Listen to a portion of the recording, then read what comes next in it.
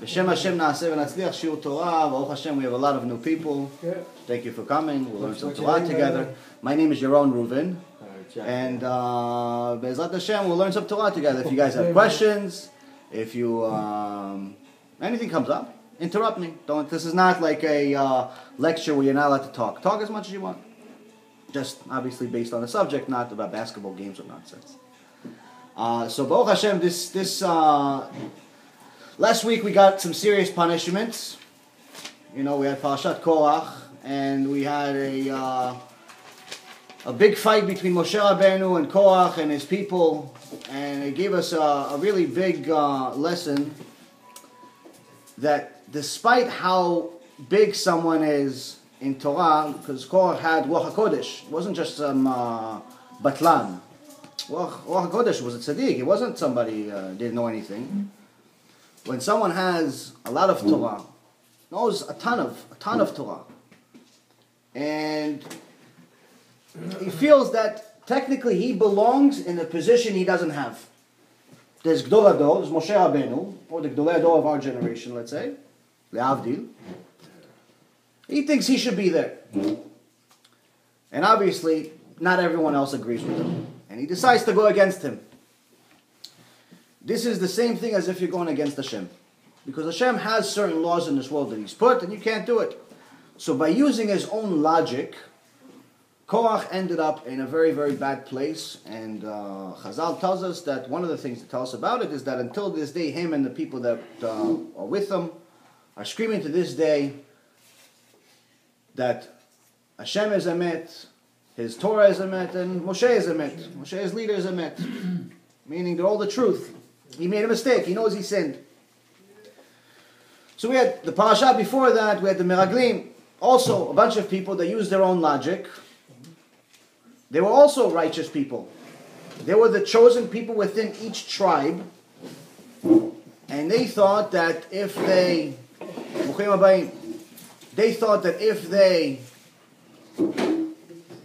are so righteous, they have these big positions in each tribe. If they go into Eretz Yisrael, they're going to lose these positions. And then who's going to do the right job? They thought that maybe nobody else can do their job. They started making up stories, lies, exaggerations. Long story short, they used their own logic, and Hashem punished them instantly and killed them instantly. Those 10. 2 obviously were righteous, Yeshua ben Nun and Caleb. And the rest of the nation that sinned along with them, with the exception of the women and children, and anyone below the age of 20, survived the next 39 years. Were they scared of losing their jobs, or were they scared of people of not doing the right job? Losing their jobs. Losing their jobs. That's based on the learning I had from Chazal. It said it was losing their jobs. So again, using logic has its pluses and its minuses. More times than not, when you're using your logic that's against Chazal, not more times, not all the time, if your logic is against what Chazal gave us, it's wrong. There is no way that you know more than Chazal. And that's why it's very important that any time, one of the things that I learned from my cousin, my Chavruta, and early on, and I never really understood it in the beginning, is that when you really study Torah, Hashem gives you gifts from time to time. He gives you chidushim. He gives you your own chidushim. He gives you your own insights into the Torah that you can't find anywhere else. And every Jew that's mamash amal b'Torah, that's really working hard on Torah, has his own tree of chidushim, his own insights that belong to him. Now, how do you know if it's right or wrong? You compare it to Chazal. First of all, you see if anybody else said it. With more times than not, somebody else has already said it throughout the years. They're much, much smarter than anything we could even imagine. But the second thing is that you have to see if you contradict them. If you contradict them, you're wrong. It's a default wrong. Not to say that we're nothing, it's just that in comparison to them, there is no comparison. But sometimes you'll see something that agrees with them. And if you check it with people that are of higher knowledge of you, you can check it and you can find out that there are certain things that actually are very, very useful and literally are Torah from Al Sinai that belong to you. That's your own chidush. But it doesn't come by just reading the parasha and saying, oh, this is nice, reading it for 5 minutes and you're going to get it. This is if you're mamash matmid in the Torah and you try really hard, you'll get it. So now in the beginning of the parasha, it says, "Vayidaber Adonai el Moshe ve'el Aaron le'emor zot chukat Torah." So first of all, it talks about chukat. Chukat, I learned once. It comes from the word chakuk, which is engravement. This is the decree of the Torah. What do you mean engraved? Why is it supposed to be engraved? Is that a Jew is, in essence, his purpose in this world is not to make millions of dollars and own basketball teams and football teams and Wall Street firms and any other thing. A Jew's purpose in this world is to be connected with the Torah to such an extent that it's engraved within him. He's so connected to it that he becomes one with it. There is nothing that he's going against. Chazal says this is what I do. Hashem says this is what I do. Whether you understand it or not is irrelevant. Whether you agree with that is again irrelevant. The purpose of our world, of our world as Jews, is to become one with the Torah and do as much of it as we know. Not as much of it as we understand, but as much of it as we know. In the beginning of this parasha, it's telling us this particular message, and then it talks into something that we don't understand until this day. Para aduma.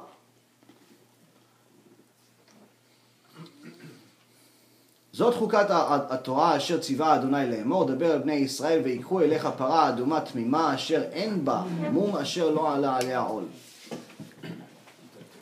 It says Hashem has commanded, saying, speak to the children of Israel, and they shall take to you a completely red cow, which is without blemish, and upon which a yoke has not come.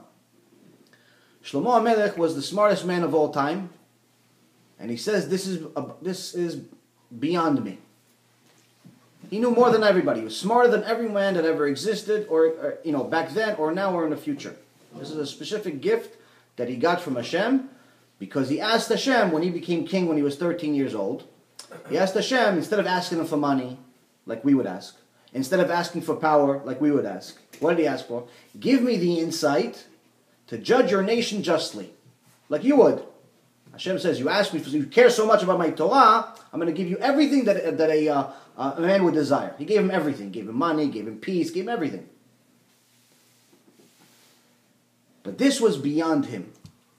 Because he says, I don't understand how it's possible that with this para aduma, the way you do it is after you slaughter it, you take the afal, you take the ashes, you put it in water, and after that, this is what you use to purify the Kohanim and the nation, in essence, anyone that's contaminated. You say Kohanim and Kohen Gadol comes in. So he says, I don't understand, how is it that someone that's pure deals with this, technically is purifying water, this holy water, but he becomes contaminated. And someone that's impure that touches this water now becomes pure. If it was one or the other, I can understand. But the fact that it's both, I don't understand. The para aduma is also one of the best proofs of the Torah being divine. Because Hashem specifically told us that this para aduma is not just a para aduma that just looks red. Para aduma cannot even have two hairs that are a different color.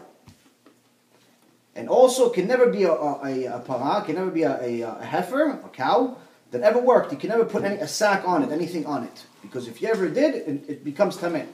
It's no good. So the first question is, how would we know? So there's actually a story that one time a goy actually had a para aduma,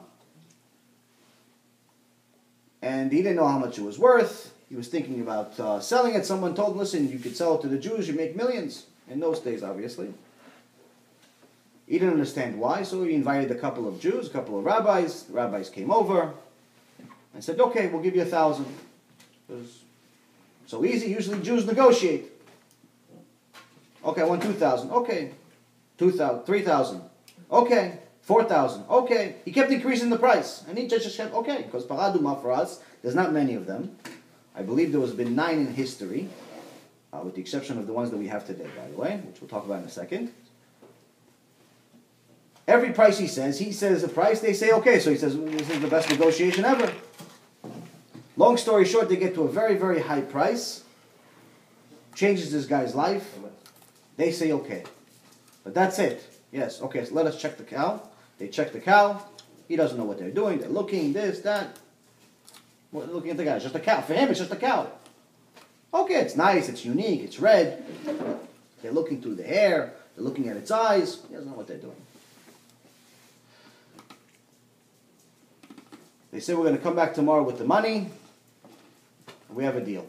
So the guy's thinking the whole night. Obviously, the Yetzirah within the Jewish nation is very big. Within the Gentile nations is, in essence, 100%. So he says, okay, listen, I don't know what these people want. What are they doing? But they kept telling me not to touch this cow. How would they know? So he tested the system. He put a sack on it the whole night. But before they came, he took it off. He goes, how would they know? They came, they brought the money, they splashed it over all the gold coins, put it on the table. They said, but before you touch it, let us look at the cow again. So look at the cow. They look at the cow. They come back, they gather up all their money. They said, the next time that you try to fool someone, fool your mother. He says, what do you mean, how fool your mother? This is a very angry end to the negotiation. How do they know? We learn that there are two major signs for para aduma. Obviously, with the main thing that it has to be, in order to be kosher, is to be all red. You can't have two hairs that are not red. But the main thing is, as far as it never working, how can we find out? One is that as soon as you put something on the cow, its eyes become cross eyes. This is something that's against nature. You put whatever you want on a regular cow, nothing happens. Hashem specifically put this cow in this world to do this particular job. Para aduma is also one of the main things we need in the Bet HaMikdash. It's also one of the main signs we have for the times of Mashiach. There was a announcement about a year ago or so that there's a para aduma in the United States, somewhere in near Texas, and then there was about 8 months ago or so. There's another one, different looking one in New Jersey. The one in New Jersey has gotten a lot more attention. Some of the biggest rabbis in the world have come to check it out. And from the looks of it, it looks not only kosher, but the guy that's actually keeping it is very, very knowledgeable about the whole aspect of para aduma and very interested in giving it as a gift to the Jewish people. Now, he's not looking to make money off of it. So this is amazing because 50 years ago, we didn't really have many of the signs for the Mashiach. Today we pretty much have everything except the Mashiach. So why is this important? Why is it important to know that we're in the door of the Mashiach, we're in a generation of the Mashiach? Because although the Mashiach is great news for many people, the vast majority of the world, it's not good news. Because once the Mashiach comes, there's no more conversions, there's no more tshuva. So the time to act is now. If we're driving to the Knesset now, you better stop now and start keeping Shabbat, learn what Shabbat is, because once Mashiach comes, you can't tell him, well, listen, I'll start keeping it now because I know you're real. It becomes too late. Mm-hmm. So it's the rabbis' jobs, the Jews' jobs, telling their friends and family to be righteous Jews and to tell their brothers and sisters that Judaism is not a joke. Judaism is not one of those things where you could just keep it whenever you feel like it and you go to the Knesset once or twice a year. That's interesting. Once or twice a year and you'll be fine.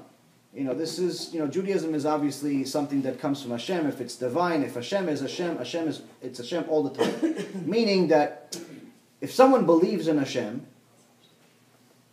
then obviously if he means for it to be the Hashem that's in the Torah, that means that you need to do everything the Torah says.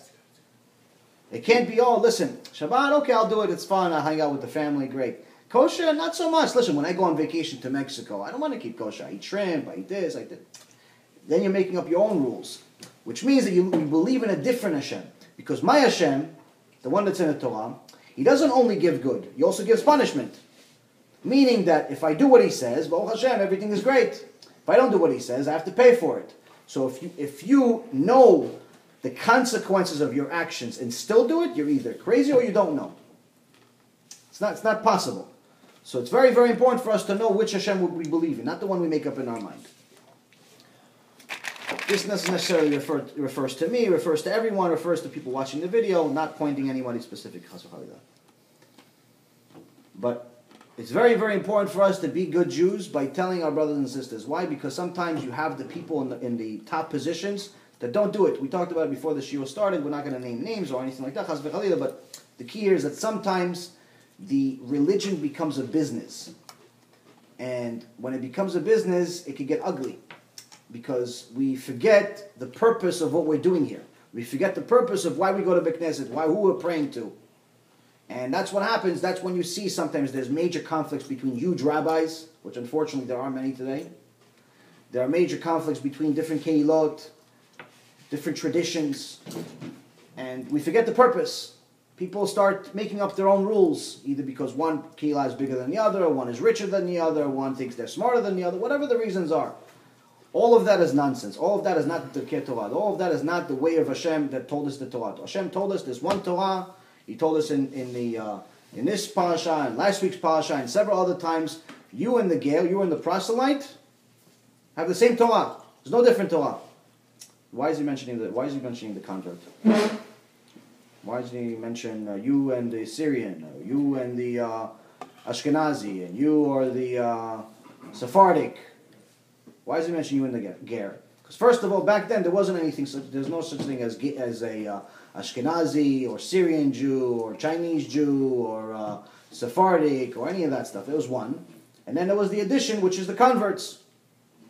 So obviously, if they came from a completely different country, a completely different nation, they weren't Jewish. Now they're Jewish. So if their Torah is the same as ours, of course our Torah is the same as each other.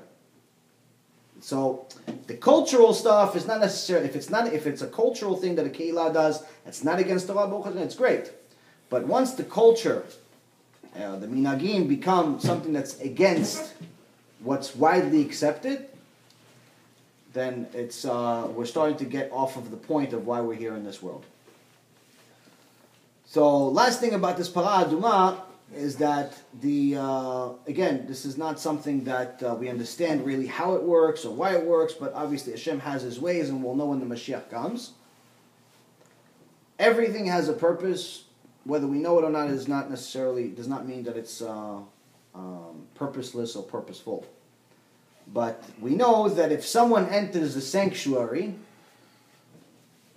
and he had an opportunity to be purified and he didn't do it, his punishment is karet. Karet is the same punishment, or at least one of the first three punishments that a Mechalel Shabbat gets.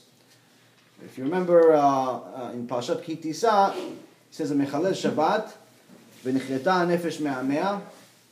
That's the last part, but it says mot yumat, means death upon death, and it's cut off from the nation.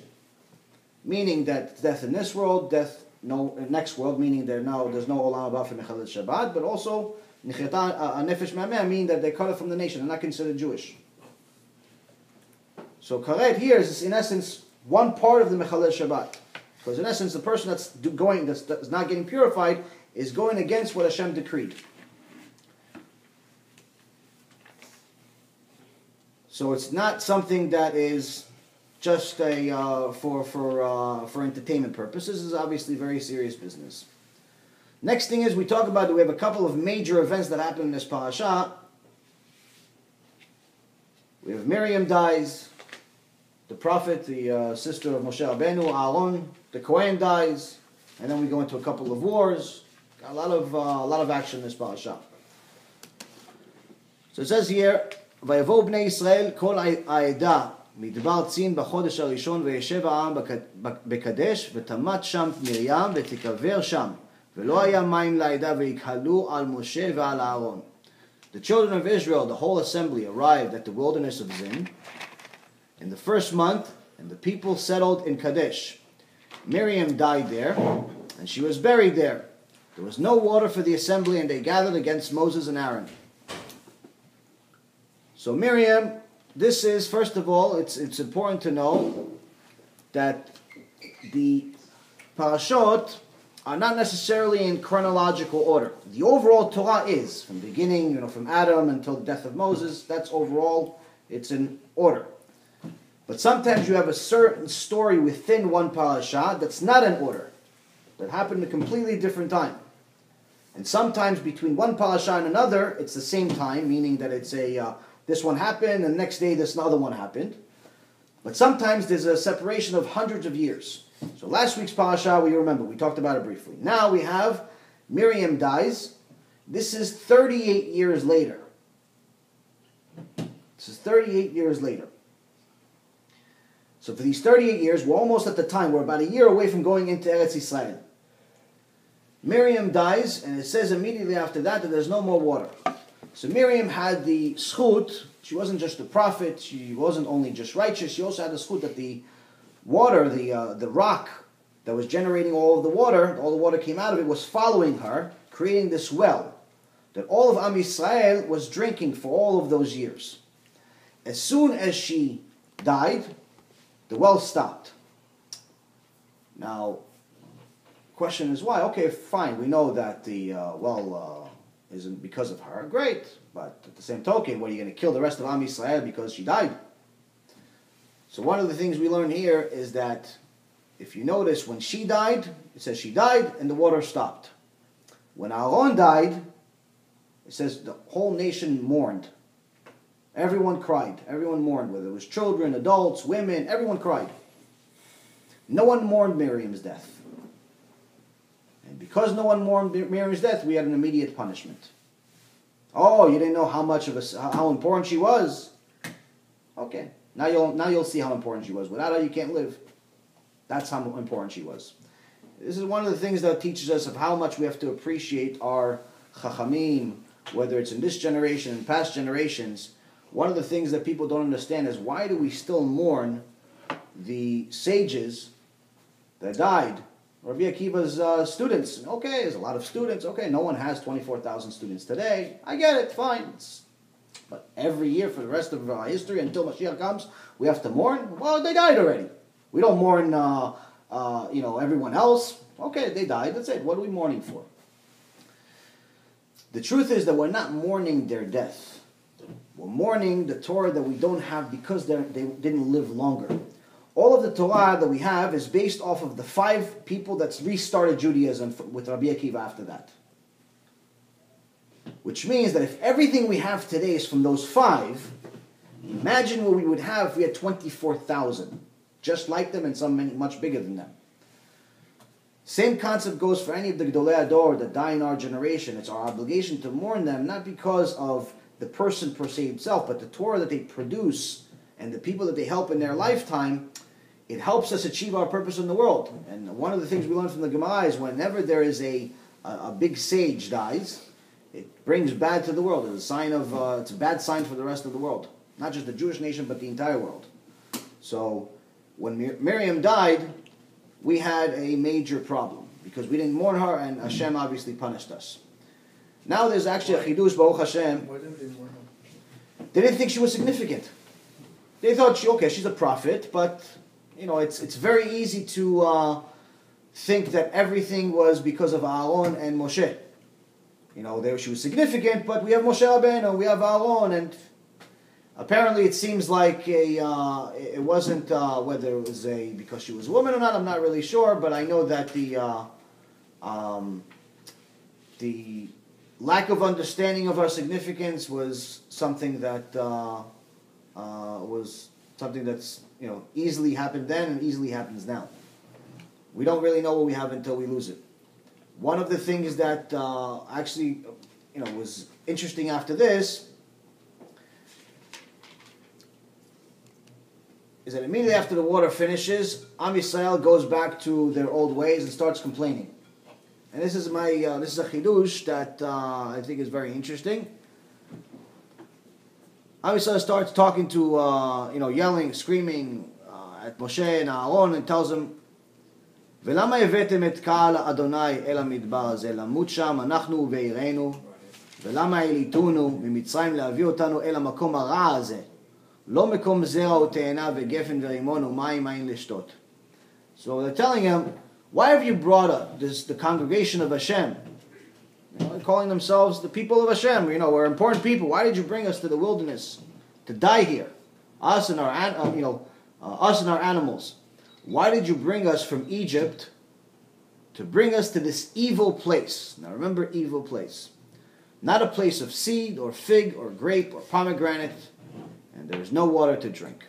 Okay, the basic understanding of the pshat of this pasuk is very easy to understand. Why did you bring us here from Egypt? First of all, they're saying that this place we're in right now, this desert, is worse than Egypt, which is hard to understand because Egypt, you were slaves.